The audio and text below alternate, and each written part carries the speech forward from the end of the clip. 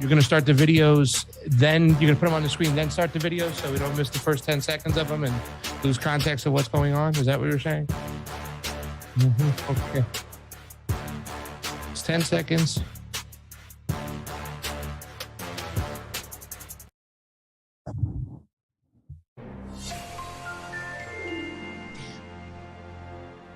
Thank you so much, handsome. Welcome back to the CONVO Couch. Everyone, Pastor Jardula here. And I'm Fiorella. And Oz is spinning on the ones and twos. No overalls today, but he does have a Veterans for Peace shirt on with his lovely CONVO Couch hat that he's got rocking on. He's looking good in black today. Same kind of outfit that the, I think the shooter in whatchamacallit, Chicago had, except I believe he was wearing women's clothes is what they're saying now. He was, believe it or not, fam, contacted by law enforcement, political dynasty. That was the breaking news. Also, your breaking news this morning was great too as well. I got to wake up to see that both Finland and Sweden had now signed certain logistic paperwork to get them into the next step, right, of going into NATO.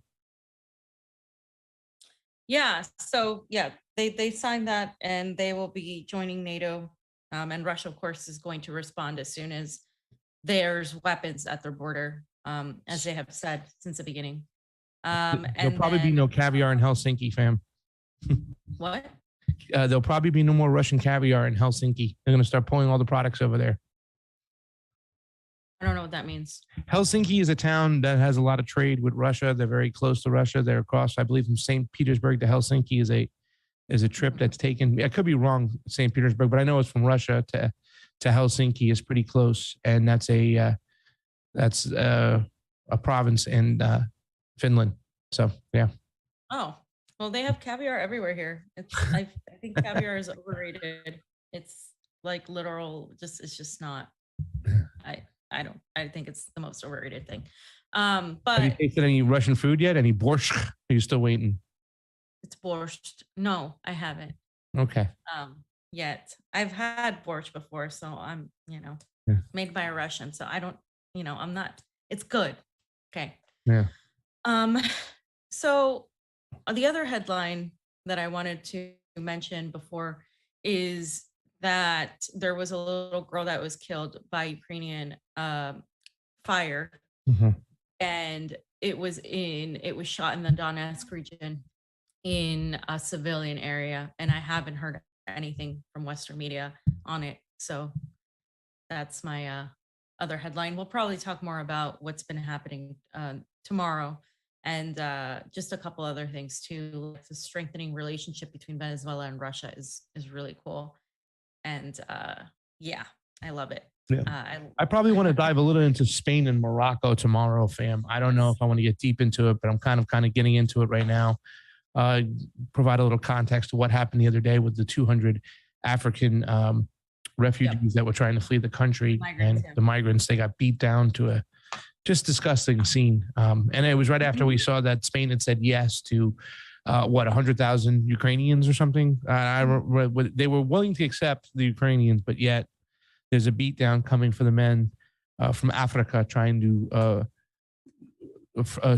flee political and horrible oppressions that were taking place in Africa from destabilized regions in which we have a lot to do with too as well, fam. So that's just something to keep in mind. Got a great Imran story for you today, ladies and gentlemen. Did a lot of work on that one. But we have some breaking news, fam, as well. It happened yesterday. It is now mass shooting season, it seems, as another one has just taken place.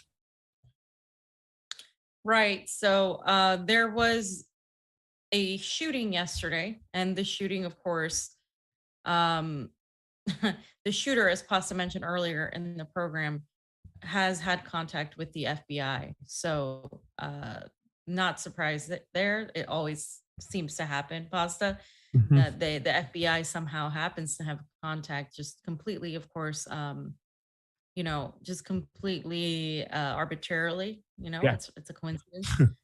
So, and this is yet another push to get rid of people's guns, and people eventually, a lot of people are extremely, they tug at people's emotions, especially on the left, because they know that they can get away with it. So now, I'm not saying that this is all one giant conspiracy, but what I am saying is you have to look at why this shooter, and every other shooter have been known to the FBI.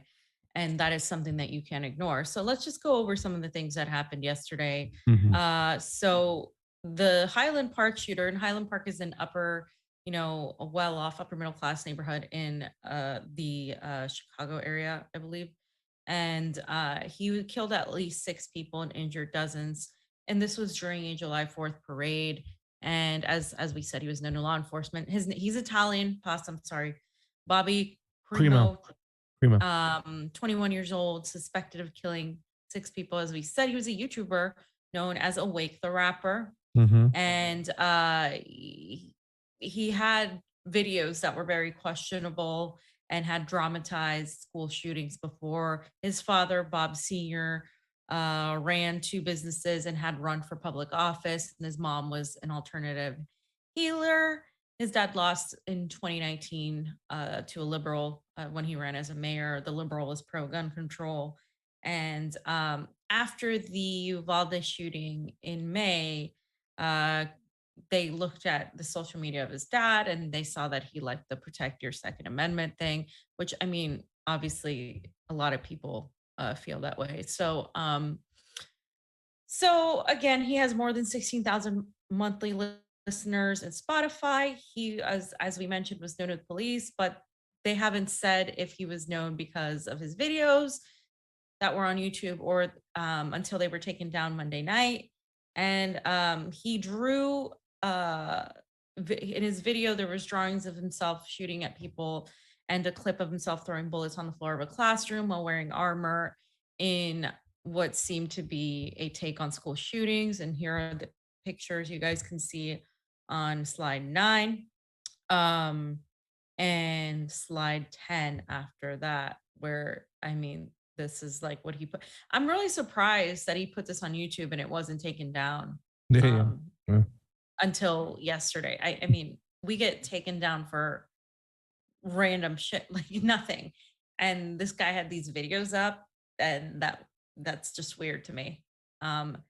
He also had a net worth of $100,000, which is a lot for a 21-year-old. His victims were between the ages of 8 and 85. 4 of them that were shot were thought to be children. They talk about the victims, a synagogue teacher, Jackie Sondheim, and grandfather, Nicholas Toledo. And Biden and Jill Biden, of course, were shocked by the senseless gun violence that they said has brought grief to the American community on this Independence Day. And, Archie talked about this earlier. This didn't just dampen the mood. I mean, there was the Philadelphia shooting as well.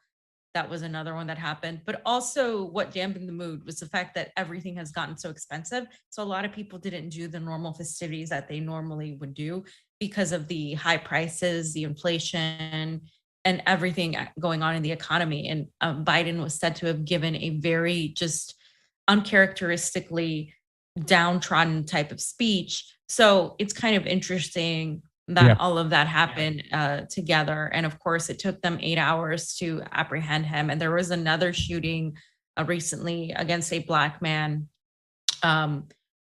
where people are comparing this again, how this guy was chased for 8 hours, apprehended, just like the usual thing. And the thing that they keep pointing out in the media is that this guy was a Trump supporter.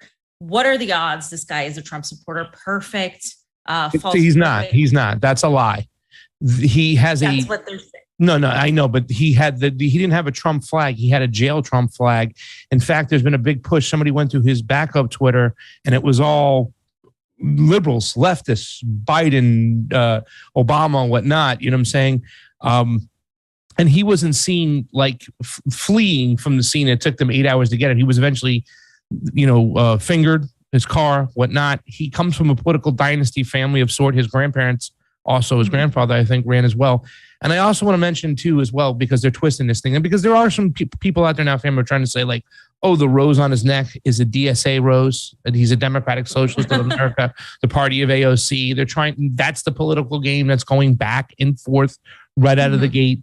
But every single picture you see, every single article you see, everything you see in the newspaper, every story on the news, they show pictures of bikes, strollers, whatnot that were left behind and fleeing. Yes, kids got hurt, but the 6 people that were killed were not children. They were all adults. So I just want to kind of point that out too as well. That's something to keep in mind. So yes. There was injured. Yeah, they didn't say the children got killed. They said they were shot. So that there might have been like some injury, but they say that thing, oh, his victims are, so you think that this guy killed little children. And not to mention that, I mean, he probably was aiming for little children too as well. It was just, there's 30 people that got injured on top of the 6 people who got killed. But I just want to make sure that we, you see what they're trying to do. And when you read the paper, and fam, it was so, I had a little crazy moment there when you started saying, oh, this is about disarming the public, because I put down disarm, disarm, disarm, disarm, disarm. And when you read the articles, it looks like they're almost preparing for a mass disarmament with everything going on and the way they're promoting and pushing these things. So that is something to keep in mind, as we will get accused for spouting a right-wing trope. Do you have pictures of him not at a Trump rally? Because like all the pictures in the media are basically just showing him at a Trump rally. Yeah, I think I did not see any of that. Yeah, we looked at his backup Twitter today, and the one Trump thing we saw, it was the jail Trump thing. So yeah, it's just interesting that he wouldn't be. I mean, it happens all the time with his dad and his grandfather having been so political. Yeah, it's interesting. So according to the Daily Mail, of course. Slide 15, he was at a Trump rally. And that's a Trump flag behind him, but you can't really tell if he's like just there, mocking them, because people do that all the time, or if he's there in support. So you can't tell. And somebody said that he was near a jail Trump sign, and he's doing the Where's Waldo thing. When they went through his backup Twitter, well, once again, I don't even know if it's his backup Twitter, fam, because it was a Rumbler. I don't even say YouTube, because somebody who's not allowed on YouTube, but a Rumbler that was going through it. And it was, pretty much, it was like this whole, all these liberal people, Obama, it said that he would put up stuff about taking the vaccine and all this other stuff. So there's been a rush outside the gate, fam. And it's crazy that they're already doing the political game before. And I thought by now, they would have mentioned the weapon he used. We still don't know that. And I haven't seen him completely. He was dressed in black when he was down on the ground and they were handcuffing him. But they said he was dressed as a woman. And there was somebody who said it was on top of a business roof and there was an alleged ladder. So I want to know what he got up to the roof, how he got up there. We haven't seen those details. Those details haven't come in. We're going to start to learn more and more. But it seems like the police department and the press and the mayor and everything else is taking a hands back approach before they put stuff out that can incriminate them, the way the situation just happened in Texas. So it's going to be interesting as things come out.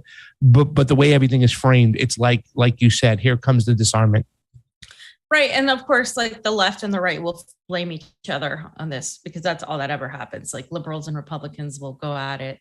The Republicans will blame Antifa and will blame, the squad, even though, they're like, it's just so dumb. And then of course, the liberals will blame Trump and Trump supporters. Trump hasn't been president for a while now. So it's just funny. They put up a picture of his house here on slide 16. It's a nice house. It's not, anything out of the ordinary either. He had an IMDb page, talked about how he grew up in an Italian-American family. There's a picture of him when he was arrested. That's a picture of him in black. I see the black. I don't see that. Were they saying he was arrested? He was wearing women's clothes when he was arrested? Because there was one outlet that literally. Let me see if I can pull it up. No, we have the video of them saying that. But right, just in this picture, I'm not seeing that. I don't see any of the women. Yeah. So that's interesting. So this is the slide 18, the close up that shows this ladder, right? There it is. Which was against the wall of the Gearhead store. And this is where they're saying he was up there and where he opened fire. and they haven't confirmed or denied if he used this ladder or not. Is it weird that there's a ladder? Yeah. Is it a possibility? How did he get down, fam?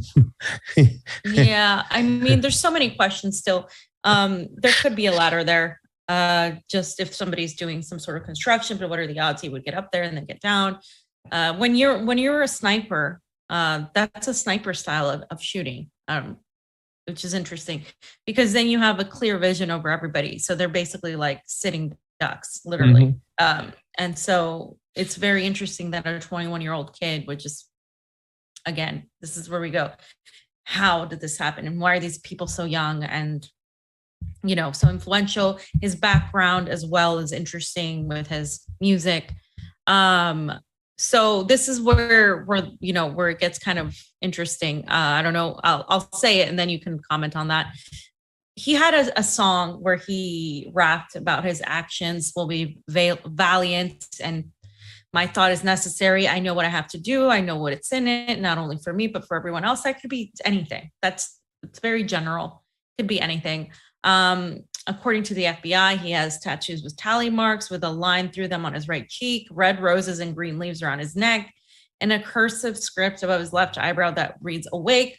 Of course, people are going to take that awake thing to that. It used to be a good thing to say, okay, you're awake, you're to meaning, what does he mean? Does he mean like awake, like in the Trump sense or like woke in the left side? Like, it's just hilarious. Like how everything could be tied to whatever partisan side you fall on. Yeah. And he's described as a rapper, singer, songwriter, actor, and director from Chicago. The most views in his video were for his one video called On My Mind, where he was in a classroom and then he had a backpack and then he was dropping bullets from his backpack. And again, they just deleted that video all of a sudden, right? Yeah. And it was a popular video. This guy has like listeners on Spotify. So I'm just weirded out that they wouldn't delete it before. Okay. So anything to say before we play the video? No, I mean, if you do, have you had a chance to look at some of the videos, fam? What videos? His music videos? Yeah, his music videos. They're weird. The one with the bullet. He seems to, and several of his videos, he seems to have the same setting. But then there's a cartoon one, which, one of those popular songs where the cartoon one, the guy's carrying a gun. So there were definitely signals out there and whatnot. I also put into the doc slide number 22 after we look at this, where he mentions the FBI. So. Okay. Yeah. All right. So the first video we're going to look up while the other one's loading up is this video is an update on the July 4th parade shooting. And this video is supposed to be where they're saying that he was wearing women's clothing. Mm-hmm. So, let's just take a look.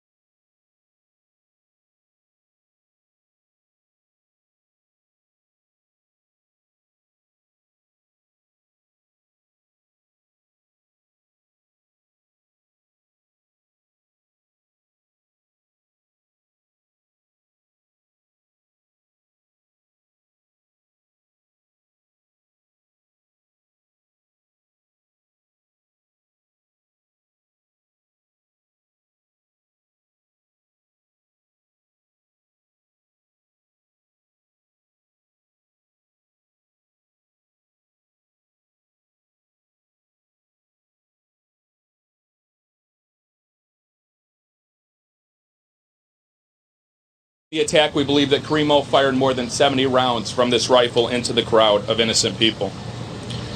Following the attack, Carimo exited the roof. He dropped his rifle and he blended in with the crowd, and he escaped. He walked to his mother's home, who lived in the area, and he blended right in with everybody else as they were running around, almost as he was an innocent spectator as well. The clip for the people at he home. Borrowed his mother's vehicle. We issued an alert. Sound at all? Yeah, they're saying no sound on the clip. No sound. Can we start it over again, Oz? Further the investigation and 8 investigators. One point I just want to clarify is Robert Crimo III, he's 21. He'll be 22 in September of this year, and he's a resident of Highwood.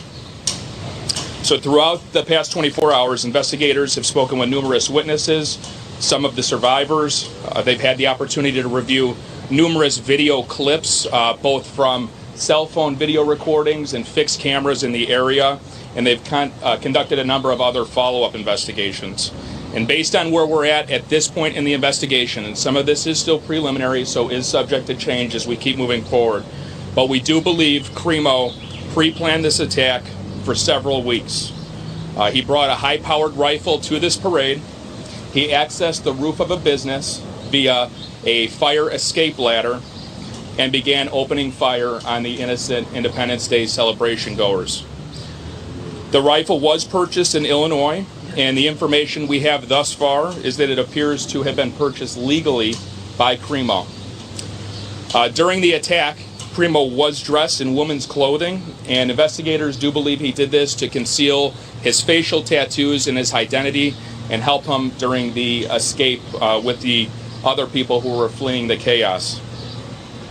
During the attack, we believe that Crimo fired more than 70 rounds from this rifle into the crowd of innocent people. Following the attack, Crimo exited the roof, he dropped his rifle, and he blended in with the crowd, and he escaped. He walked to his mother's home, who lived in the area, and he blended right in with everybody else as they were running around, almost as he was an innocent spectator as well. He borrowed his mother's vehicle. We issued an alert yesterday afternoon. Chief Jogman provided the vehicle information and Crimo's information. We're very thankful that an alert member of the community saw Crimo's vehicle traveling southbound on Route 41, dialed 911. An alert North Chicago police officer spotted the vehicle, waited for additional backup units. The thing that's really confusing to me, fam, is the fact is that how did they know so soon that he was planning this attack for weeks? That's the thing that's catching my mind right now, that it seems to be like, okay, that's something that seems like it was put out beforehand to make sure that we can draw a line to how this guy got radicalized in the story down the road. I don't know. It's just, that was the one piece of information that I said, why are they releasing that so soon? How could they be so sure of that? But maybe they found something. I don't know. Yeah. Sometimes people, they have like, when they bought the whatever, the equipment, if they like wrote down, whatever it is, I mean, that could be a thing. But the women's clothing thing too is very interesting, because why put that out in the media? Because both ends of the political spectrum are going to react to that. Yeah. So it's just, I mean, it doesn't make sense that when you're a woman, it's been done before by many actual serial killers, where they dressed as women in order to seem a little bit more just less threatening, or to just blend in, or they use women to lure kids or whatever. So it's not out of the question that would happen. But putting it out there though as a focus to me is just really interesting. See, that's the part to me that it's okay. He wanted to act like it's a woman so he can try to escape as a man, that kind of thing. It's interesting. The question we always say we have to ask first is the fact is that have the FBI been in contact with this guy? Now you have videos that we talked about that it should have been taken down for quite some time, where he glorified, a mass shooting of sorts. And it seems to me like, of course, yet people said right out of the gate, his FBI has had contact with him. Well, here's a video from him that's circulating of him talking about the fact that he's talking to an FBI guy of sorts. I'll see y'all later. Goodbye, Mr. FBI agent. Okay? Now, we don't know if he was just talking about accusing somebody else about being an FBI agent or whatever, but it just doesn't, a lot of things don't add up right now. So, I mean, I can't see how this kid cannot be flagged. I can see how he cannot be messed around with because of his parents and whatnot, a political family, but I can't see how this kid, how he could have not been flagged with everything that comes with him. So. Yeah. I mean, again, the FBI knew about him. They didn't do anything. They didn't even, it's just, again, it's like, why would you not, and that's the other thing. It's like, it's not like people that are asking the people that want gun control, it just kind of gives them more of an impetus, right? Like more of a reason. Oh, this is why we want gun control, because how come this kid wasn't like stopped, right? So it's kind of like, yeah, that is the question, but is that done on purpose? And is that, and other people, of course, are saying, oh, this is, typical COINTELPRO, or I'm not COINTELPRO, MK Ultra. Which he admitted he was MK Ultra. He said himself in one of his videos, right? So. It's just all like, I mean, and at this point where we're at in 2022, and it's Marmot Watch, I don't even know if we're in this dimension right now. I mean, you know what I mean? Like anything is possible, guys. Anything is possible at this point. Sky Daddy even threw out a tweet today talking about, thanks for CERN for doing what they're doing. I hated the last universe. I'm glad to be in this time dimension right now. So everything has changed. God. Who knows where we go from here? Who knows where we go from here? So let me lead some super rays, guys. Thank you so much for the 300 people who are hanging out on the YouTubes, almost 100 people hanging out on the Rokfin. If you haven't gone over to Rokfin, go and do so. Please get on over there. The last section today will be on Rokfin. We're going to do Dan Cohen on YouTube, right? Yeah, of course. Yeah, so we're going to do the Dan Cohen on YouTube. He's going to be on about a half hour. We got one more section coming up, but I want to say thank you to all the super rays. All you guys are hanging on YouTube. That's amazing. Please do us a favor, like, share, subscribe. Help us out. Get over to Rokfin. Sign up if you haven't already signed up. If you got a few extra bucks per month, that $9.99 goes a long way. And I can't thank you all. We can't thank you all enough. All the subscribers to our channel. It is truly amazing. Cam Shwari, Kate, hey, Fee, if you have time, please give us a Revolutionary Songs playlist. Yeah, I heard the whole thing coming back from Tijuana. Believe you me, I heard the playlist. It is pretty awesome. Hey, I told you he was no, you were giving me shit. You were calling me a commie the whole time. Sometimes like a lot of the songs sound alike. It was like Dave Matthews all over again. Like, okay. Oh my God. No, they did not sound alike. And I got complimented on my playlist, Pasta. So you know what? Yeah, by another commie. Moose and Squirrel, thank you for the super rate contribution. Fam, it is always appreciated on the couch. Okay. Freethinker 59. How you doing, Freethinker 59? Hey, Pasta and Fee, where can I find more of the music that you do at the beginning of the show for the countdown? Is there a name of the group or a website to find more of it? No, I think Johnny picked it off. He kind of put the beat together. It might be his. He might have sampled a couple things. My 8-month-old grandson really grooves and dances to the beat when I am watching him, listening to you. He really gets into it. It's so cute. LOL. Much love to you both. Send us a picture of that or a video. I'll ask Johnny. Yeah, that would be awesome. Send a video. Please. I'll ask Johnny. And Kate, I will do like a playlist for you. I've just been swamped. But yes, I will do it. Just to piss Pasta off. Thank you. Fam, you should come on the morning show, Wind Down Wednesday. Chris Leone, thank you so much. Hey, guys, just here showing some love in the midst of all the dystopian crap going on.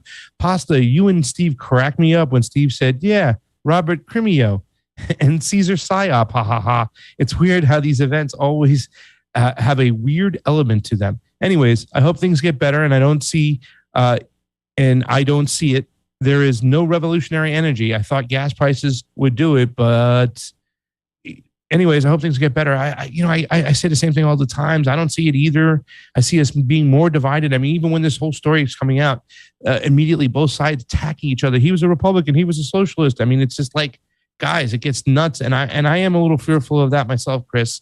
I'd like to see us become more together like they are in other countries, and they have each other's back. But really come together, not come together like by giving up like an essence of good. Like I just don't want to come together. Like, it would have to be something like genuine, because I think that the whole plot right now is to divide people and have this civil conflict, because that's just going to allow them to do what they want.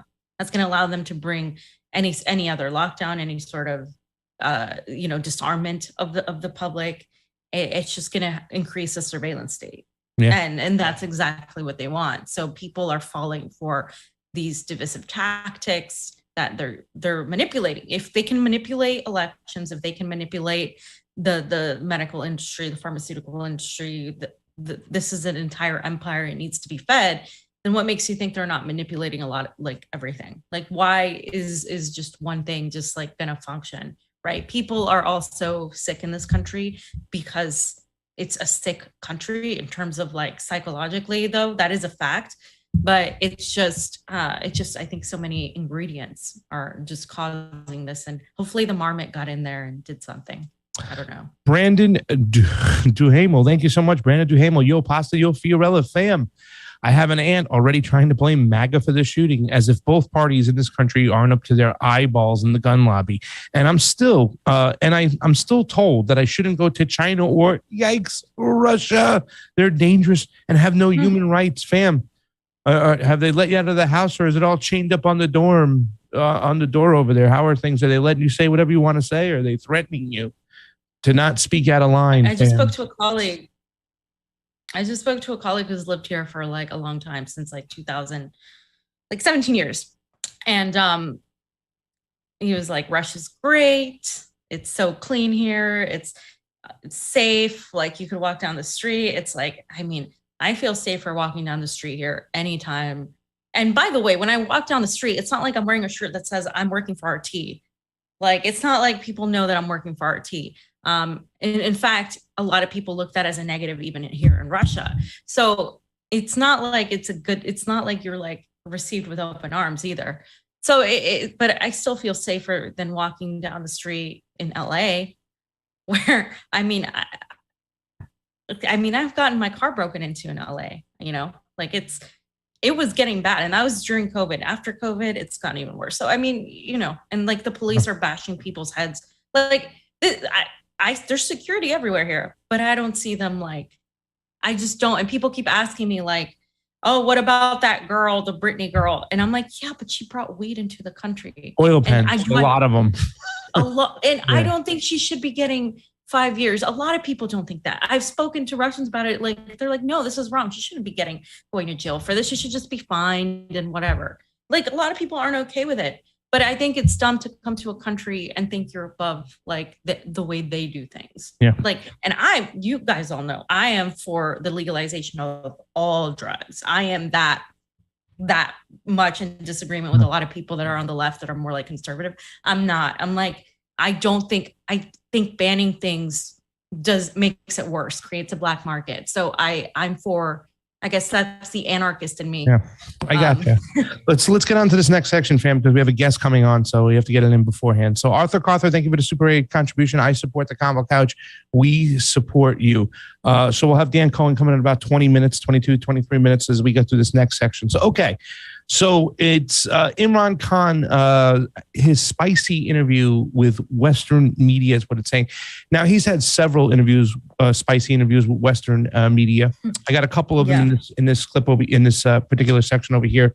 And there seems to be a synchronized effort by the West, mainstream media, to make sure that they somewhat demonize, push back everything that Imran Khan has to say. And the three things they're doing is, number one, they start off with condemning him for meeting with Putin the day of the invasion. Is actually the very morning that Imran Khan was there and he met with him. They also try to say, what about your relationships with China? So the Xinjiang thing, the sometimes they'll sprinkle in a little bit of his relationship with the Taliban, the Pakistani Taliban of sorts, or the Taliban in Afghanistan. So they'll try to demonize him for his relationships. And that's something that we see in the United States all the time. We see it in this business. Oh, you speak to so-and-so, you so-and-so, so that makes you a racist because you condemn that person and stuff. So that's the first tactic they'll use. The second one is they'll always try to say, well, what evidence do you have of a coup? There's no evidence of a U.S. coup. The U.S. is denying this. He says he has evidence. We'll kind of get into that too as well. And then the third one is pretty much one of the fundamental problems with Pakistan, and they're using this against them. And you're going to hear Imran Khan explain himself in one of the interviews here, is to blame the military. Kind of thrust this kind of notion that the military has more power than the actual government. And that is something that is a cause for concern in Pakistan, as they've had many military dictatorships in there since the late 40s when they gained their independence. So that is something to keep in mind. But that's the three-headed monster attack they're using on Imran Khan. And Imran Khan has to explain and kind of work his way through this.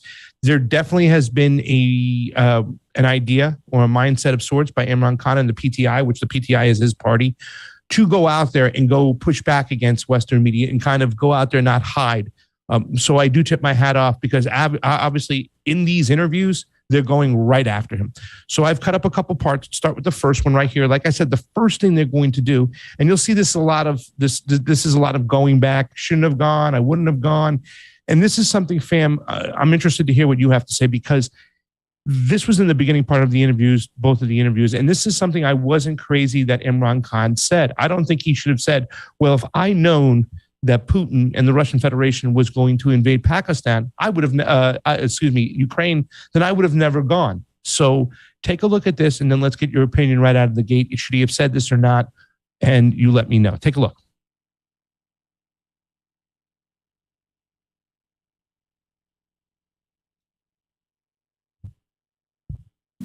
Imran Khan, thanks for joining Deutsche Welle. So I want to start by talking about the war in Ukraine. This is, of course, it's the biggest war in Europe in many decades since the Second World War. It's a war that is threatening to throw tens of millions of people around the world into hunger. It's a war that's driving inflation in Pakistan.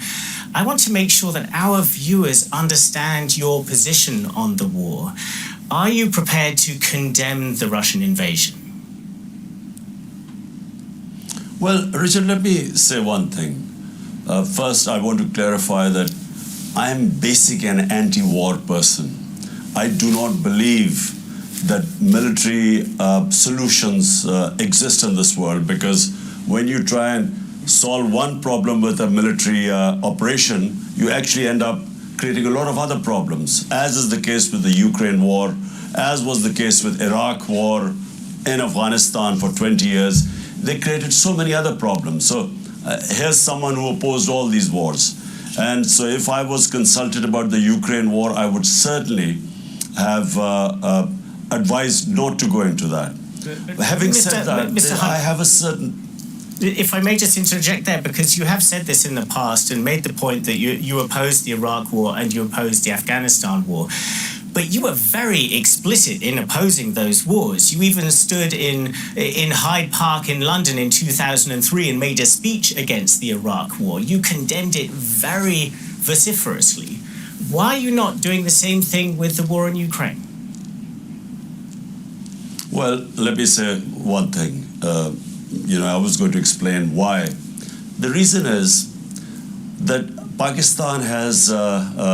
our future is tied up with Russia in terms of gas, oil, and specifically wheat, because we have to import wheat from Russia because of our 220 million population. So when you start condemning people, you're taking sides. Basically, taking moral stands on international issues is very good. But when your country stands to suffer as a result of it, you have to have the luxury to be strong and rich enough to start taking sides. Taking sides. So, fam, he did reiterate several times in this interview that he wouldn't have gone to Russia had he known that they were going to invade Ukraine, which I was upset with, because they were trying to try this parallel. You were so against the United States having intervention and going into Iraq. How could you not do the same? This is hypocritical.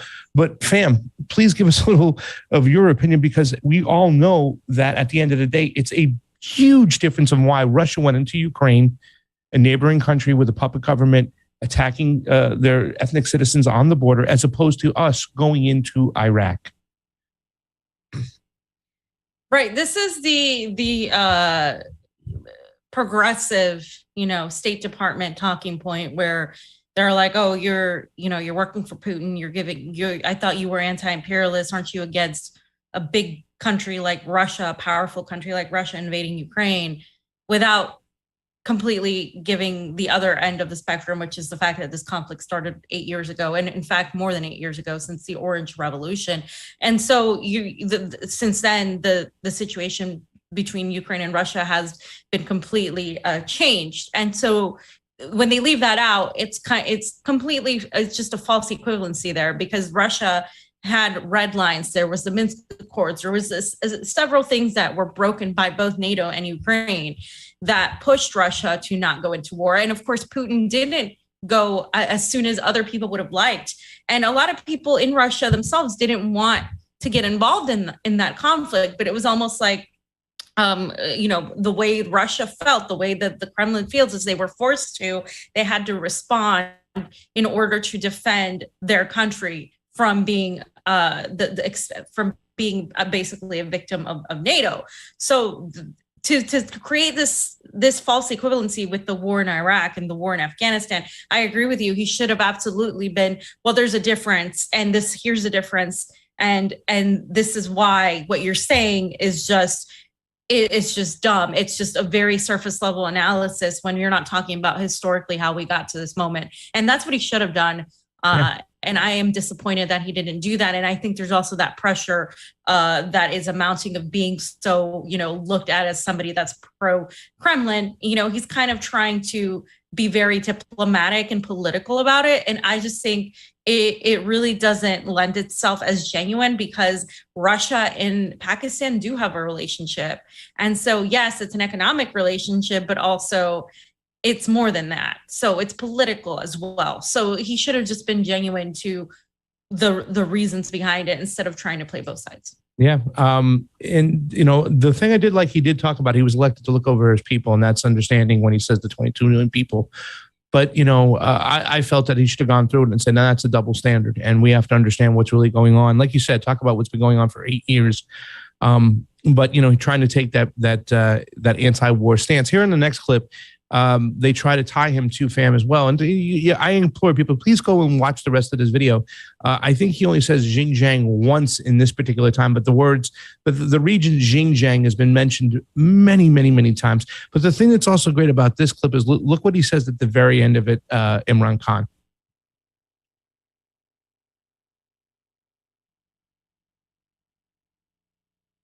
Let's move on to another very important relationship for Pakistan, the relationship with China.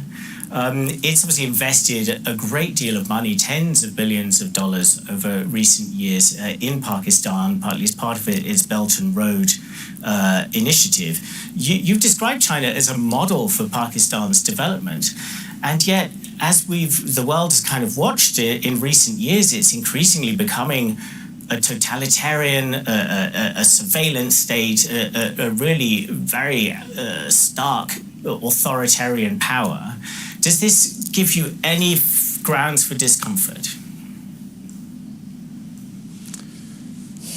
Look, Richard, let me just repeat myself again. Look, when the people of this country elected me as a prime minister, remember, when I was not the prime minister, I was free to say a lot of things. When you become the prime minister of the country, your number one priority becomes the people who elect you. Now, they didn't elect me to talk about all the wrongs that are going on in this world.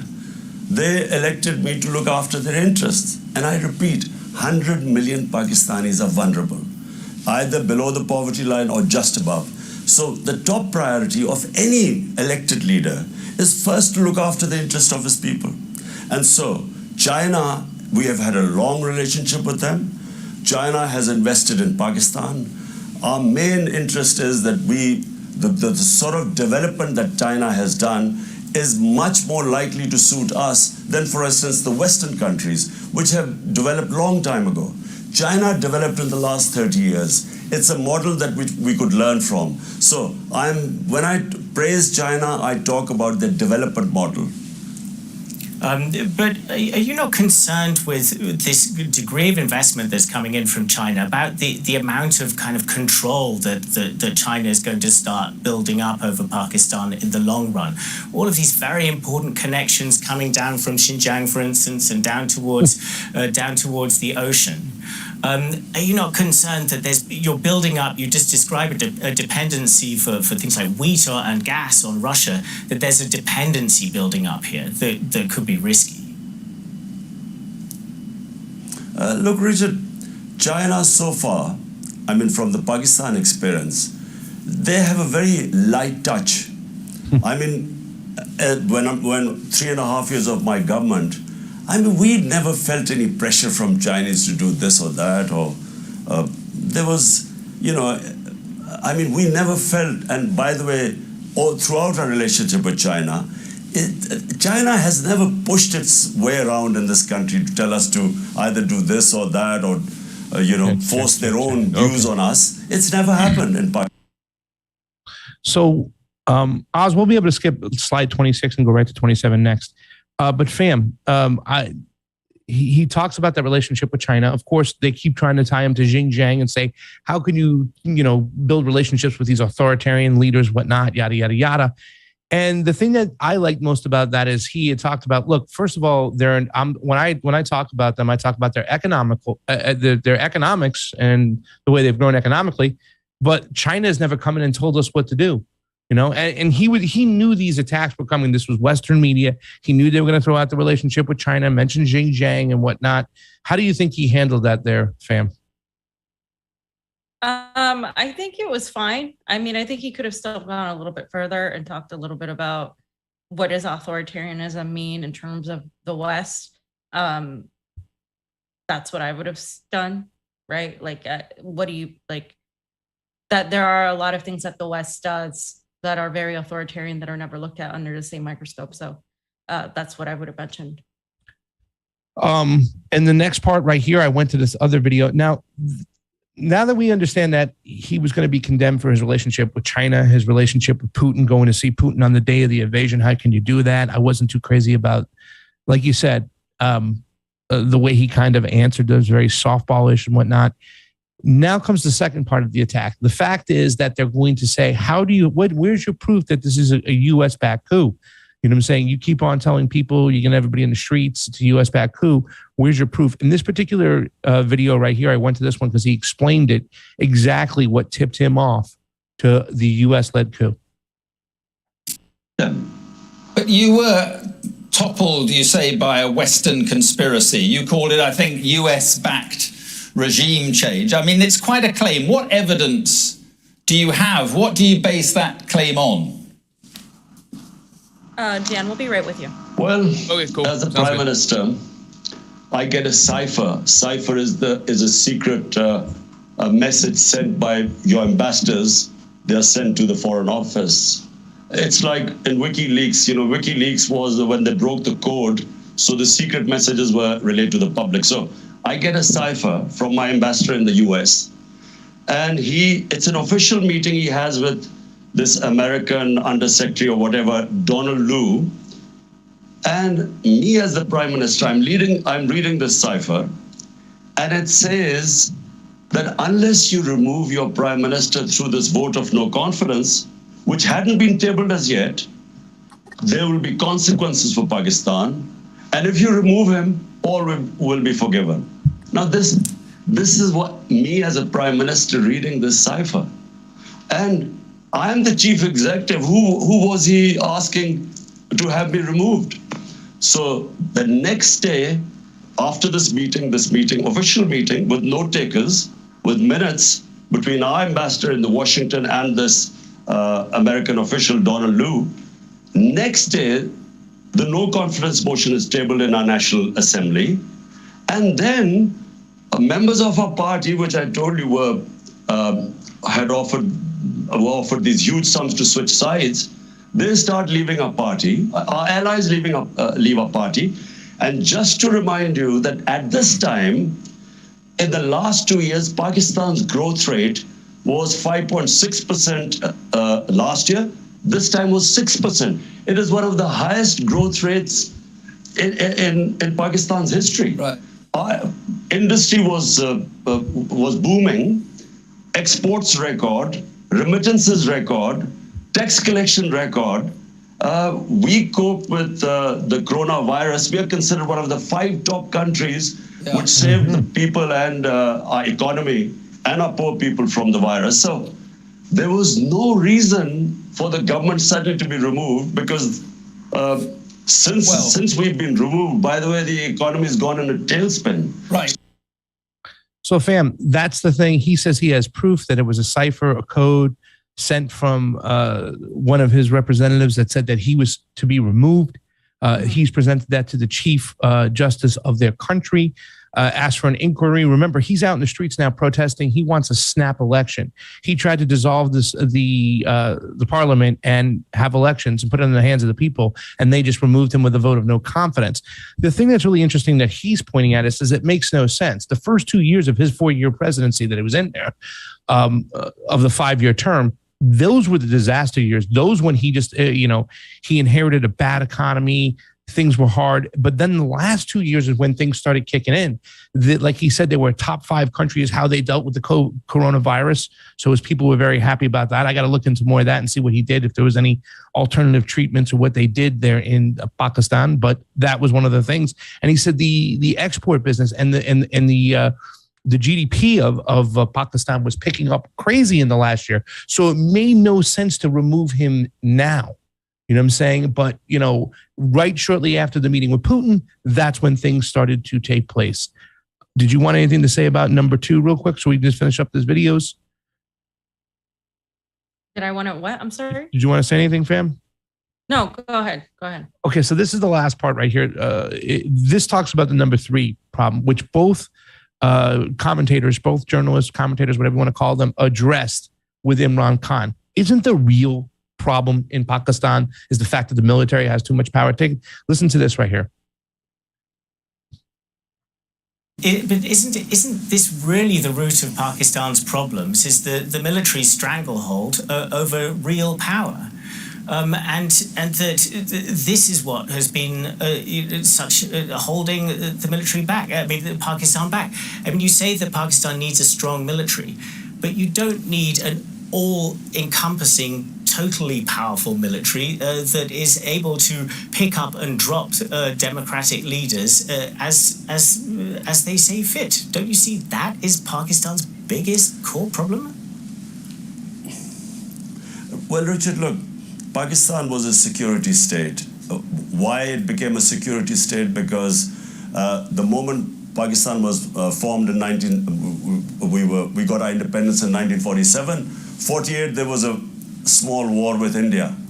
And so the fear in Pakistan that a 7 times bigger size neighbor, and we started on the wrong foot with them, that's why we became dependent on our military. And so the military obviously got prominence. So therefore, whenever the democratic 3 times, well, let me just say 62 years, past 62 years, half the time we have been ruled by military, and half the time we have been ruled by these 2 families, the Bhuttos and the Sharifs. So, unfortunately, when you have military intervention, and when the democratic government comes after that, it takes time to evolve the democratic culture. And so it also, that balance between the military and the democratic government, I think the country is moving towards a stage where we will find that balance between a security state and a democratic state. And I feel we are moving in that direction. I feel if you have free and fair elections in Pakistan, we will move into that direction where we'll have that. So, fam, at the very end, that was the little cherry. And I'm going to go into the next part because it talks about free and fair elections, because there's something very interesting going on. They had some election reforms, and we'll get to that in just a second as we finish up this section, get ready for our guest, Dan Cohen. But fam, this is the fundamental problem of Pakistan. We've talked about this before. The military has too much problem. We've had Raji Rab on the show before talk about elections, but then Raji has talked about the differences between India and Pakistan. He says in India, the prime minister controls the military. In Pakistan, the military controls the prime minister, and that's a problem. So I was very interested to see him take that on. And I don't know if you have any remarks on his answer. The fact is that it just takes time to evolve. They've had two oligarchic families aside from the military dictatorships that have pretty much run that country. But he believes the democratic side of Pakistan, where the people are getting more representation with free and fair elections, which will lead to a good balance of military and democracy. You have anything to say about that, fam? Yeah, I mean, just the fact that does take time. Just like with Colombia, you can't expect things to happen overnight. You have to understand the political history and where the country is at in that moment. So it's obviously not going to be something that is just going to happen where Pakistan just automatically is able to get some sort of revolutionary government. Even if you have that, what comes after eventually is usually just getting rid of the old system, right? So absolutely, it takes time. Yeah. And this is the last part of him talking about elections, fam. He talked about the way to get the way to get power into the hands of the people is through free and fair elections. Imran Khan, home run right here. Check this out.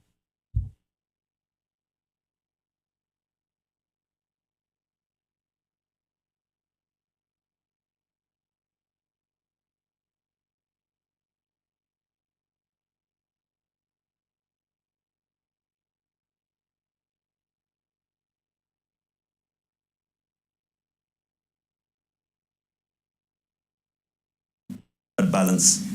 Mr. Hunt, I would like to close with the question about exactly that. You've made it clear you want to try to get back into power. You want to battle another election. Will you commit here to accept the result, whichever way it goes? Or are you concerned that it might be rigged against you? Look, as it stands today, Richard, I'm afraid we have no confidence in the Election Commission, because it is totally biased. It is, so far its record has been terrible. But for the future of Pakistan lies in a truly democratic system. And democracy means you have to have free and fair elections. If you do not have free and fair elections, when people don't accept the result after that, that's when the acrimony starts. So, when in 2013, when the election results came, all the parties in the opposition, 22 opposition parties, refused to accept the result. And we know the election was rigged. So there was this whole movement to, against this rigging. And we ended up in a judicial commission. Again, now this time, I think we are moving towards elections. All we want is that there should be free and fair elections. And that is the beginning of a democratic process moving forward. Because we have now had almost 14 years of democracy, because we had 8 years of general. So pretty much, fam, and I'll just go to slide 32 real quick. Like he said, they were able to get these election reforms and he was able to get in. He made some new election reforms even moving forward. And this is from the Dawn. It says the President Alvi refuses to sign the election reforms bill. Imran Khan was the prime minister. They have a president kind of very symbolic, whatnot, doesn't have a lot of power. But he sent back the election reform bill that they were trying to undo some of the laws and some of the regulations from what the Imran Khan PTI party has put in. Slide number 35. And this will be the last part of it. Fam, you can see, and this is something interesting we can explain, because when somebody was reading this article, they didn't make much sense of it, but then I caught it halfway through. It said, under the amendment of Section 103 of the Election Act, the ECP may conduct pilot projects to utilize electronic vote machines and the biometric verification system by elections. So they want to eliminate that biometrics machines, fam. That's what it is. We know, because we followed elections before, when you go to the global south or you go to these other countries, they try to implement this biometric machine because you need a thumbprint to match the signature and you need that to get on there. Therefore, you can't generate any fugazi votes out of anywhere that you're protected. So usually the grassroots, and even though when we see these things, we get a little nervous about them, but they're trying to eliminate it, fam, where he's trying to make sure that it's one person, one vote. I mean, we've talked about this before, never crazy about any type of biometrics machine, but that's why these grassroots people and candidates and voters want to implement that system. They want to make sure that dead people don't vote, people who moved didn't vote. And that's what the ruling class does. They can pluck these votes, generate votes with a biometrics machine in the right hands with the right transparency. You can really protect an election, but that's what they're trying to do moving forward, fam. That is the reform. They're trying to take away that machine. So therefore, the election that does come, because they are scheduled to have elections in August of 2023, he wants snap elections now, fam. We'll see what happens, but that's what's going on with Imran Khan in Pakistan. Alrighty, thank you, Pasta, for bringing that up. Okay, we have our guest, Dan here, Dan Cohen. Holding on, Dan. Thank you. We appreciate it. Yeah, no problem. No problem. So, Dan, I wanted to bring you on because I read your article and it was full of so much information. It was not a short article, but it was definitely worth the read. A lot of people on the quote unquote left have talked about how lockdowns were promoted by these were not promoted by billionaires. Like they've said, promoting anti-lockdown policies comes from the Koch brothers and it's very anti-working class to not want to go on lockdown, right? That's been the narrative throughout this whole pandemic, that if you were anti-lockdown, you were working with the millionaires and billionaires. And that was the narrative that many people on the political left pushed. So in your article, you kind of go into the sort of intricacies of this, not just this one judge, Lina Hidalgo, but also her whole network of just influencer billionaires that are connected to these companies. And my first question to you was just to give a brief synopsis on the Harris County Judge Lina Hidalgo, for people who didn't read your first article, and her ties to the DNC and CIA cutouts. Yeah, well, you're absolutely right. First of all, Fiorella, that the left has uncritically just assumed that the ruling class is against lockdowns, and the logic they have assumed is that, well, stopping businesses from functioning stops them from generating profit, and billionaires want to generate profit, so therefore they would want to they would oppose lockdowns.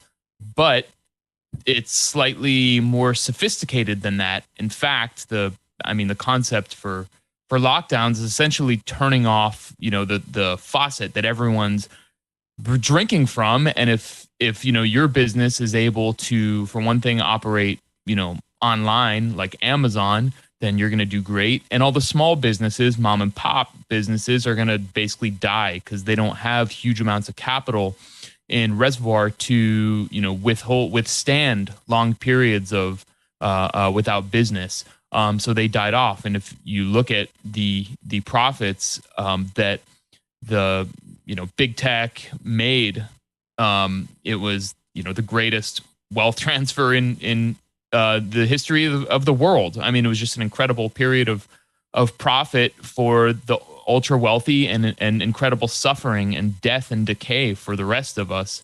And Lina Hidalgo is sort of a cog in that machine. I came across her last December when Omicron was kind of gripping the country. She had this claim that I was the first person to die of Omicron in the U.S.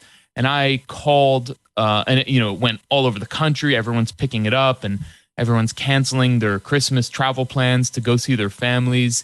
And I just called the Harris County Department of Health. Harris County is where Houston is. It's one of the largest metropolitan areas in the country. I called them and they said, well, we can't confirm that. So Lina Hidalgo had no evidence that this man died from Omicron, which of course, as we know, where was she making that claim, by the way, Dan? Like where? Yeah. She had a press conference. She had a huge press conference announcing this, this very serious thing. And so that's why everyone has to continue to social distance, she said, and wear your mask, and, get more COVID vaccines, get your booster. so she had a press conference and she announced it on Twitter. So it wasn't just like, a little minor kind of statement. She really milked it for all it was worth. And I found that she was lying. And that kind of, sent me down the rabbit hole of who is Lina Hidalgo. And if you read her, if you read about her just in the mainstream, she's kind of an AOC type, supposedly progressive figure who came from outside the establishment and decided she's going to enter politics, fight Trump and white supremacy and racism and put everything else on hold. And that's the narrative. And it was, pretty successful with AOC. So why wouldn't they copy it? And of course, Texas has, it's a long time red state, kind of good old boy Republican state. But there's this kind of young, progressive part of the populace that wants something different. And so Lina Hidalgo was kind of the perfect candidate in some ways. And so she had spent, actually, I found her all the way back to her teenage years. Since beginning in high school, she was being trained as a Democratic Party operative. She and AOC went to actually the same, it's called the National Leadership Institute, which their whole thing is training the next generation of Latino leaders. And it's funded by Bank of America and, Exxon and all the biggest banks and oil corporations. And so, so it's basically a Democratic Party nursery. And most of those kids, will just have fun and go through it. But a few of them, AOC and Lina Hidalgo, obviously rose to be very prominent in national politics. And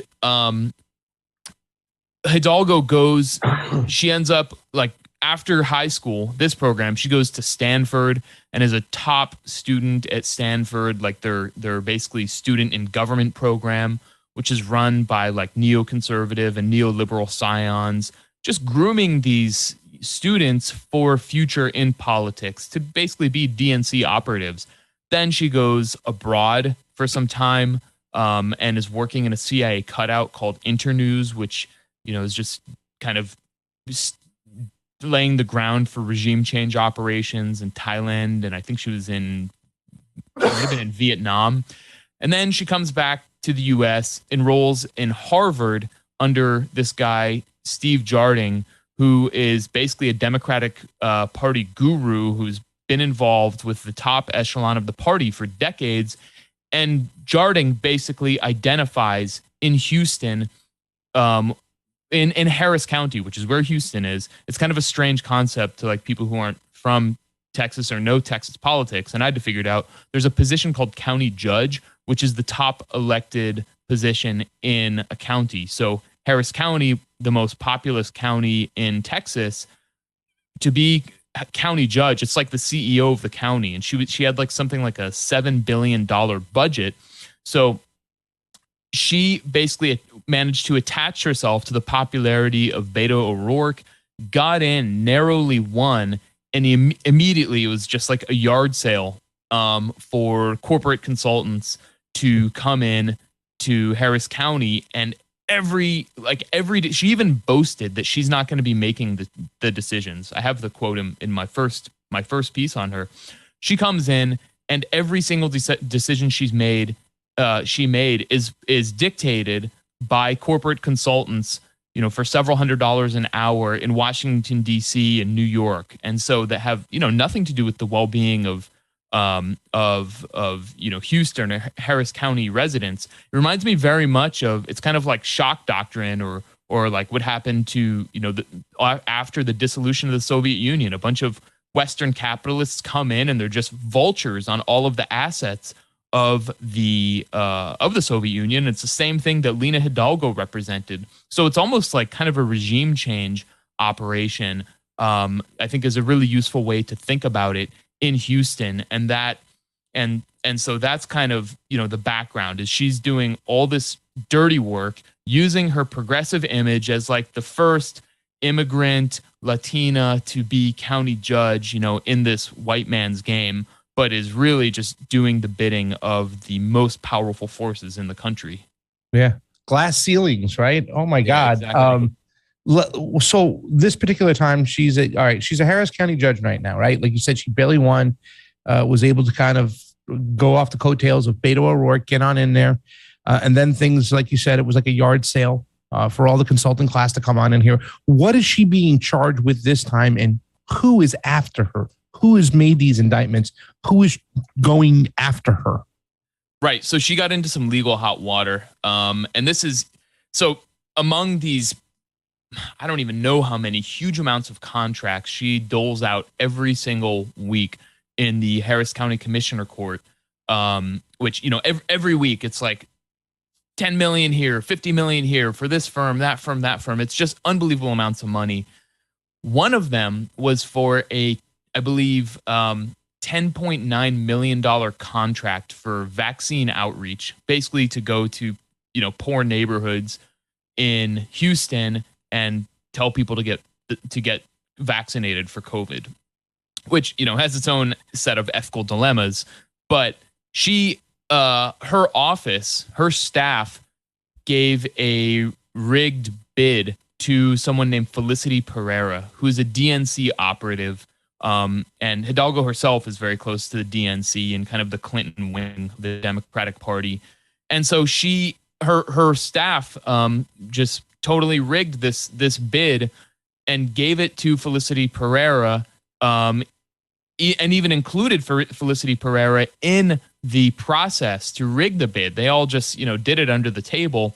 And also this bid was given to Pereira despite I think the Texas Science Center, Health Center, some kind of prominent Texas health organization receiving a higher score than Felicity Pereira and her new business called Elevate Strategies.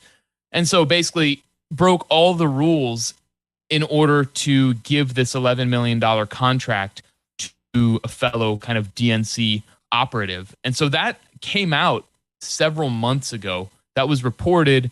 And then finally I think in March or April, the Texas Rangers and the DA raided her office and confiscated laptops and, the electronic equipment and phones. And the warrant was unsealed a little bit later, and 3 of her top staff have been indicted. And Lena Hidalgo says she expects to be indicted too. In my opinion, this is like one of the crimes, essentially, what should be considered crimes that she has committed in terms of just the devastation she has unleashed on the people of Houston and Harris County. This is like basically getting her, this is like the one thing they could catch her for, because the other stuff is essentially legalized because everything is so corrupt. But she's up for re-election, and she's facing very stiff competition in a number of arenas. She's really brought out a lot of anger from basically, Houston's right-leaning populace, and she's up for re-election in November. So who knows what's going to happen? Maybe she'll be elected again. I kind of doubt it, but also she, may end up in jail. So it's a big scandal, and considering the way she was promoted in national media, not only in local media in Houston, but in national media, and now everyone is ignoring this scandal except like conservatives and a few honest leftists who are willing, like myself, who are willing to hold power to account regardless of what team the politicians play for. So we'll kind of see what happens with it. Dan, my question is, you talked about her strict lockdowns, and she also claimed, we're not a police state. How bad were her policies, and what experts did she cite to excuse them? Well, she was a total evangelist with lockdowns. She implemented really harsh lockdowns immediately that are codified on her website. All businesses have to close except, of course, essential workers. So if you're, say you're a 70-year-old, I don't know, you're 70 years old and you work in a grocery store and you're diabetic, well, you still have to go out. Well, a say 30-year-old, CEO or 35-year-old CEO is hanging out at home protected. So, I mean, that's just the insanity of lockdowns in general, is sending the vulnerable out to work and get the virus while the healthy are quarantined. So it's just all determined by class. And she pushed this extremely hard. She just told people, she told homeless people, go find somewhere to sleep. Didn't provide anything for them. And it turns out, well, the impact of these lockdowns was the worst economic crisis that Houston, Harris County has ever faced, worse than the 2008 Great Recession and the 1987 oil bust combined. So just horrible destruction of working class and poor people's lives, and all in the name of, public health, which when you just attach the phrase public health, you can apparently get away with quite a lot, at least as we saw not only in Harris County and Houston, but all over the country. And so it turns out that despite this kind of leftist assumption that so many people continue to operate under, that billionaires do not like lockdowns, it turns out that Lina Hidalgo's lockdowns were designed, every little bit of it was designed by this thing called the Texas Policy Lab, which is a private think tank ran inside Rice University, which is a private school in Houston. And it's funded only by the wealthiest couple in Houston, John and Laura Arnold, who are basically liberal billionaires who are close to Gates Foundation, and made their money and made their fortune in the Enron scandal. So while speculating on energy, they became wealthy, and John Arnold became one of the most least known but very impactful billionaires over the next several years after the Enron destruction. And so when Lina Hidalgo came in, he and his wife Laura became like, they fund the DNC. They worked directly with the Obama administration, so they're not well known, but they're extremely powerful. They have a massive influence network all throughout the country, not only through these so-called policy labs, but through just funding tons of politicians in the Democratic Party and the Republican Party. Like any billionaire, they don't actually believe in the parties. They know there's a uniparty, and you fund both. And so they fund this thing called the Texas Policy Lab, which doesn't have any doctors or physicians or anyone on its staff. It's basically like finance corporate consultants who are running this, figuring out how to essentially how to basically destroy the poorer echelons of Harris County. And so that's exactly what Lina Hidalgo implemented. And, when we talk about the biomedical regime or the biosecurity regime, it's a perfect example. One of the things I talk about in my investigation is Lina Hidalgo had this proposal, or she actually just pushed, what's the term I'm looking for? She ordained it with her position to say that everyone has to wear a mask outdoors, 10 years old and above. And if you don't, you can get $1,000 fine. So say you're an 11-year-old kid who walks out your front door and your mask slips off your nose, that can be $1,000 fine. That's what Lina Hidalgo and the Texas Policy Lab and John and Laura Arnold wanted. But even the police in Houston were like, that's too much for us. We're not going to do that. We don't want to enforce that, and we can't.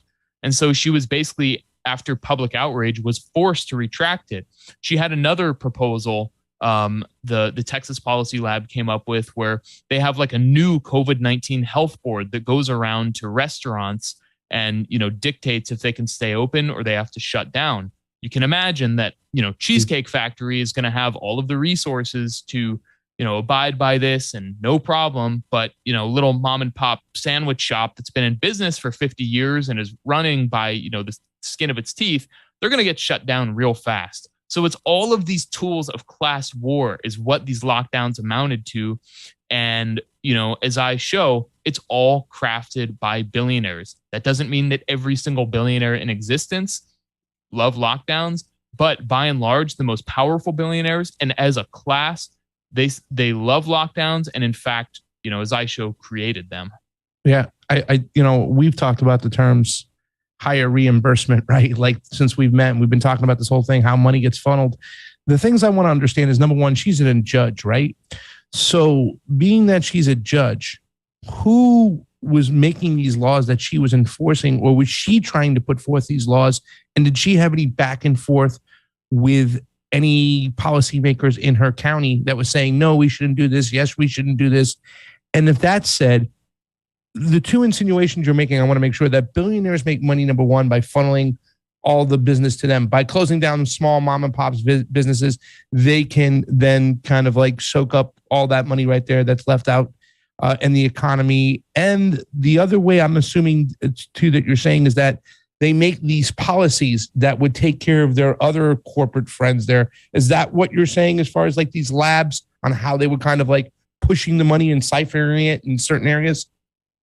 Yeah. Well, I mean, first of all, her position is called county judge, but it's not like a judge like you would, we think of like normally like someone who, presides over a courtroom and decides legal cases.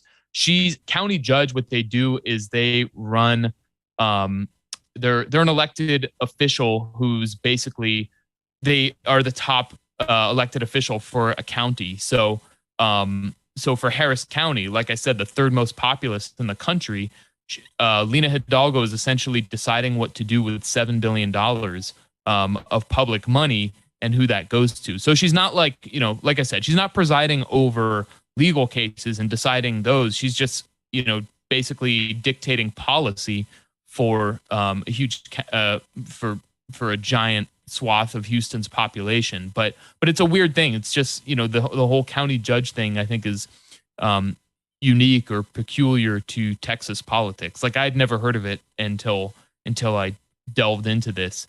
But in terms of, who she's representing, it's obviously her billionaire buddies, and it's more than them, because the Arnolds are not the only ones. They're part of a bigger network. They're deeply tied to the Democratic National Committee, to the Clintons, to just this, the whole national Democratic machine. Mm-hmm. They also funded, part of the investigation gets into the Arnolds fund an office inside the mayor of Washington, D.C.'s office. It's called the Lab at D.C. So it's a private office inside the mayor's office, or a private think tank inside the mayor's office, that like there's no transparency. No one has any idea what's going on in this thing. And they dictated the lockdowns here. Like every little part of the lockdowns, they decided. So for example, they say businesses need to hire social distancing ambassadors, and that, like whatever that means. So, everyone just, someone going around say, the ambassador of 6 feet over here, please, sir. Yeah. You're Switzerland, you're Russia, please. Yeah, exactly. They're like, they wanted to like reorient public spaces for social distancing. So like what, you can't like walk on the sidewalk? I don't know. Just the most insane things. They said that this will last until there is an effective vaccine or a cure. An effective vaccine, well, it doesn't stop, the vaccines don't stop the spread, and they don't prevent hospitalization. So what does that even mean? I don't know, but that does not sound like effective. Yeah, exactly. That means it's safe. Exactly. And then, or a cure, like that's even crazier. There's no cure for COVID-19, and any doctor with half a brain will admit that you don't cure the virus. You just deal with it and, provide the best healthcare to people who are susceptible and to, vulnerable to a bad case and hospitalization and that kind of thing. But cure, we don't have a cure for the flu or the cold or, so it's just absolutely insane. And it's a pretext for them to just have permanent restrictions that they can turn on and off, whenever they just ramp up testing. Oh, we have more cases, then we have to have these restrictions. Businesses die. So that's the whole logic. And And there's really a lot more to what Lena Hidalgo is even doing that was just beyond the scope of my article. But, I just see it as a kind of reshaping society in such a fundamental way. The Arnolds are also, like I said, they're tied to Bill Gates and the Gates Foundation. They own like a green business together. They've appeared at Davos together, I think at the World Economic Forum, where the Arnolds signed on to Bill Gates's giving pledge to give away their money. So all this like PR for billionaires that they're going to try to save the world, and that we've seen over, of course, not just these last several years, but decades and decades since, going back to the Rockefellers. So it's very, very dangerous what they're doing. They've killed really a lot of people. They're responsible for huge amounts of homelessness, evictions, and just destruction of American life for working and poor people. And so that's why I felt like it was so important to show this, to really show that, contrary to the lazy reductionist thinking that billionaires oppose lockdowns, actually, which, I'll say who it is. Walker Bragman is the guy who's kind of seized on to this lazy thinking. Because if you don't really think about it, yeah, sure, it's like, okay, yeah, billionaires want to make profit, so they don't like lockdowns. Okay, that makes sense. But if you actually start to look at what lockdowns are, and you investigate it, it's the opposite of what you'd expect. So that's fine. It's okay for an assumption to be wrong, but that's why you have to critically think. And so Walker Bragman put out these just pathetic smear pieces saying that, like, oh, because of the presence of Koch money in like some organization, that means anyone who opposes that means that, like, the Great Barrington Declaration, it's all, the Kochs are directing them. Meanwhile, I show the opposite in my investigation, and it's that actually the Arnolds are directing these lockdowns in multiple cities in the country, in the United States, and it's, no one wants to talk about that. So it's, it's just pathetic honestly it's really pathetic how the left has just, the lockdown left, the laptop left has just fallen. Are we in a group chat name that? Yeah, like anti-lockdown left. But it's true. And it's like, when I think about how the left, and I include myself in the laptop left class, because it took me a while to figure out, that how destructive lockdowns are. I had a baby right when COVID era started, and I was just in my own world with my baby daughter, and I also just wasn't critical enough at the time. It took me time to catch up. But the idea that still at this point the left will not engage in how destructive our COVID policy has been, and they just become essentially cheerleaders for war on the working class, is like, the kind of the radical left, the Marxist Leninist, traditional Marxist left that prides itself on class analysis, on the working class. You don't want to mention any names in this part right here? You already mentioned one of the honestly, I don't even everybody.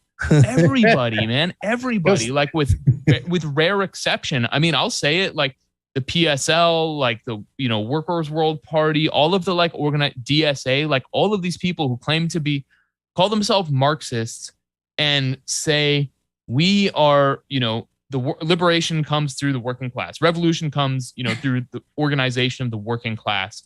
Yet they have supported the greatest attack on the working class in the history of this country.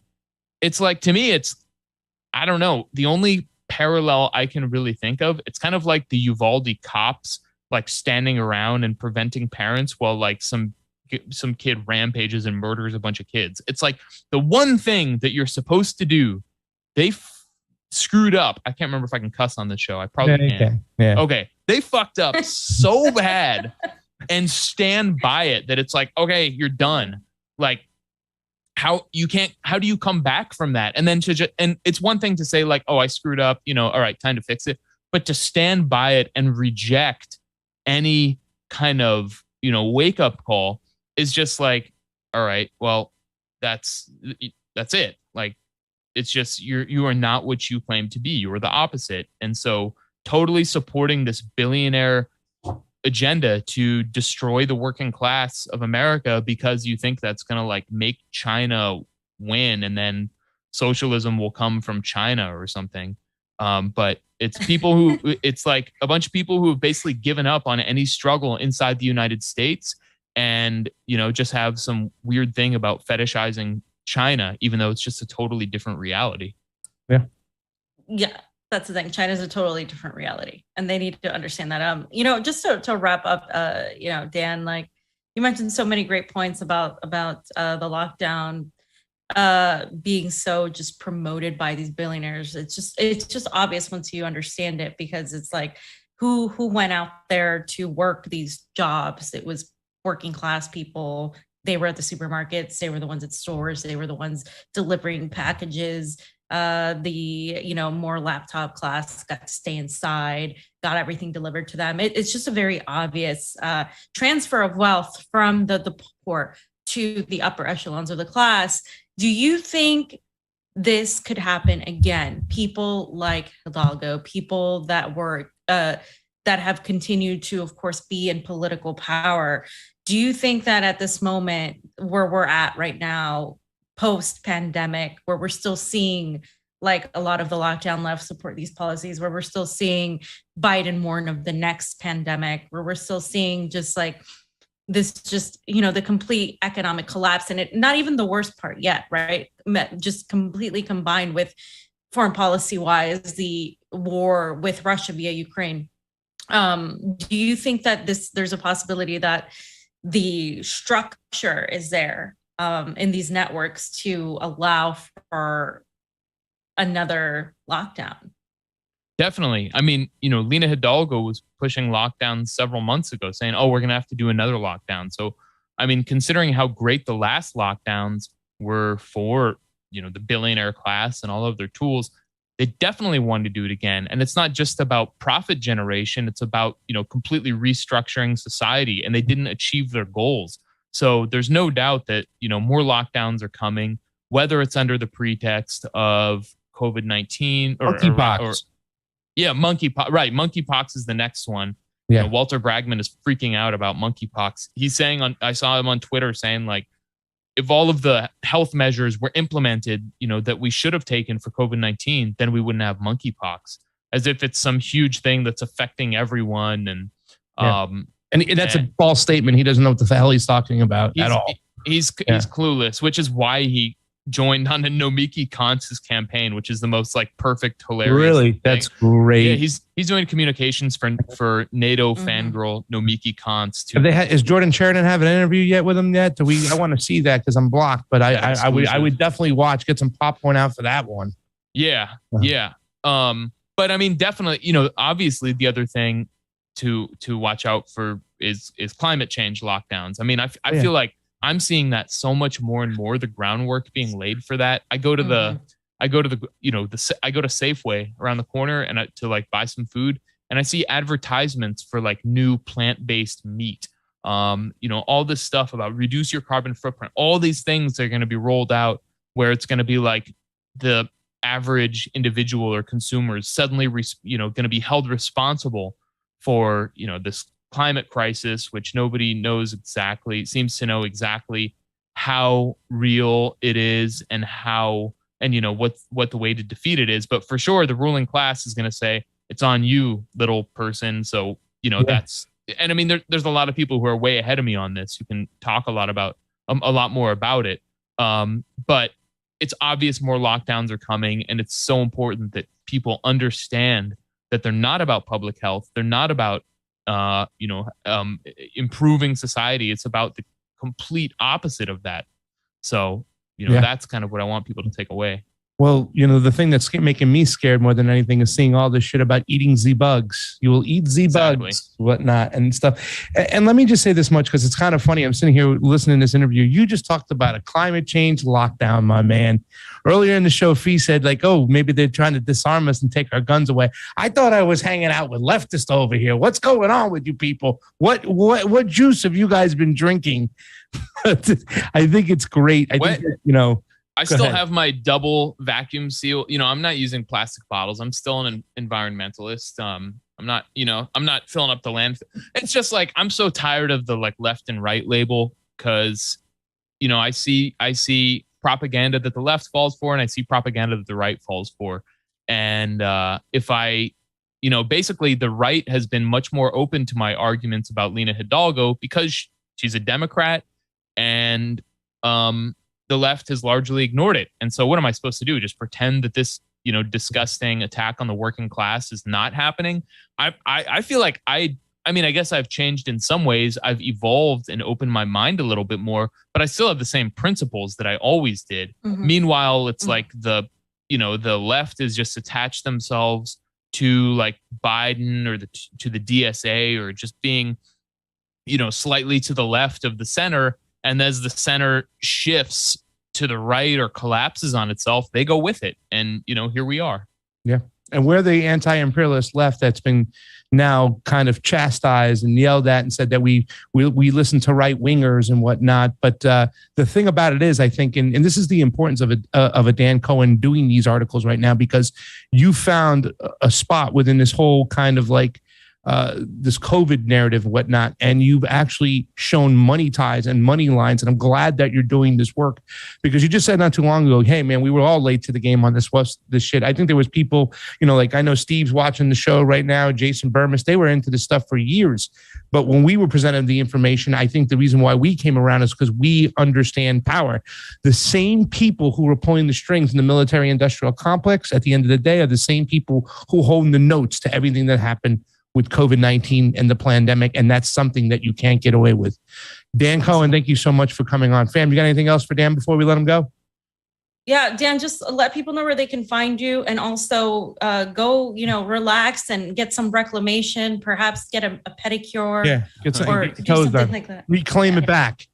Well, you have to be, I think, triple or quadruple vaccinated to get a pedicure at the closest place to me, or else I would. But